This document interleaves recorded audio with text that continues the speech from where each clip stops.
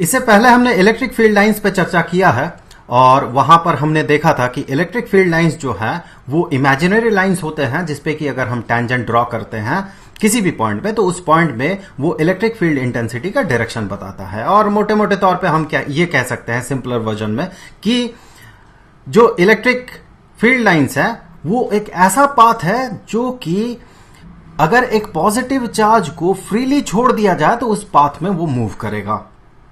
तो ये मोटे मोटे तौर पे हम कह सकते हैं। तो सवाल यही है कि जो पॉजिटिव चार्ज और नेगेटिव चार्जेस हैं वो क्लोज्ड लूप क्यों नहीं बनाते हैं। एक्चुअली ये सवाल ऐसा है दरअसल कि जो पॉजिटिव और नेगेटिव चार्ज के कारण इलेक्ट्रिक फील्ड लाइंस बनते हैं वो क्लोज्ड लूप क्यों नहीं होते हैं। मुझे लगता है मैं इस सवाल को जिस तरह से इंटरप्रेट कर रहा हूं वही सही सवाल होगा।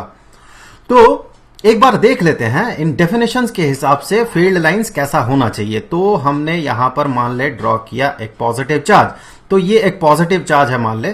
तो अकॉर्डिंग टू द डेफिनेशन, दूसरा डेफिनेशन को अगर हम देखें जो कि सिंपलर वर्जन है, ये बताता है कि अगर हम एक पॉजिटिव चार्ज को इसके आसपास छोड़ देते हैं, तो हमने यहां पर अगर एक पॉजिटिव चार्ज को छोड़ दिया तो ये जिस पाथ से मूव करेगा इस पे हर एक पॉइंट में जिस डायरेक्शन में फोर्स अप्लाई होगा उस पॉइंट में इलेक्ट्रिक फील्ड लाइंस उसी डायरेक्शन में होंगे। तो यहां पर ये जो पॉजिटिव चार्ज है ये कुछ इस तरह से मूव करने लगेगा इससे दूर, इस सोर्स पॉजिटिव चार्ज से दूर। यहीं पर अगर मान ले एक नेगेटिव चार्ज रहता तो क्या होता, यही पॉजिटिव चार्ज जो यहां से कुछ ऐसे मूव करके दूर जा रहा है उसे अट्रैक्ट करता ये नेगेटिव चार्ज और ये जाके नेगेटिव चार्ज में समा जाता और ये होता इसका पाथ। अब देखिए कि क्लोज्ड लूप हम किसे कहते हैं। अगर एक लाइन ये कुछ ऐसा है तो ये एक ओपन लाइन है, लेकिन अगर ये जाके उसी पॉइंट में वापस समा जाए तो हम इसे क्लोज्ड लूप कहते हैं।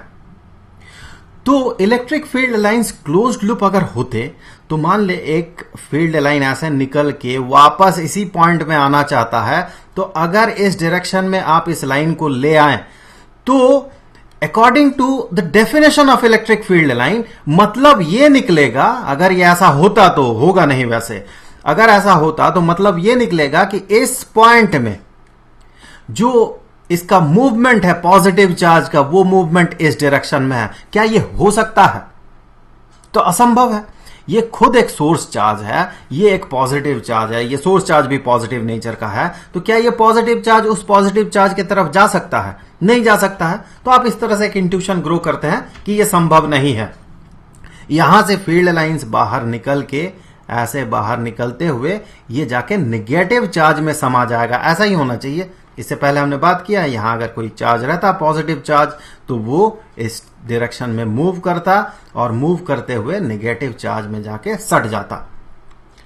ये ऐसे वापस यहां से अपने आप उल्टे डायरेक्शन में मूव नहीं कर पाएगा उसे अगर फ्रीली आप छोड़ दे तो इसीलिए ये जो इलेक्ट्रिक फील्ड लाइंस होते हैं ये ओपन लाइंस होते हैं।